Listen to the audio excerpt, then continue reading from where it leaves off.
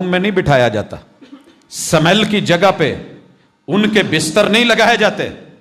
जिनको सीने लगाना हो, मेरे मुर्शिद ने जिनके साथ दिन और रात के लम्हात गुजारने, मिसवाक करके एंटर हूं और हम बदबूदार बन के अंदर आए हैं, तो फिर उम्मती होने की निस्बत कैसे? आइए, ये आखिरी लम्हात मेरे महबूब ने यूं उंगली उठाई है, ये हाथ है, उंगली उठाई है और लफ्ज़ जुबान पे क्या थे? अल्लाहुम्मर रफ़ीक़ल आला, अल्लाहुम्मर रफ़ीक़ल आला। यारो, जिंदगी का पल पल तो मैं अभी दिखाता हूं, लेकिन ये मौत का लिहाज कि जब बंदा तड़प रहा होता है, कोई गाली निकाल रहा है।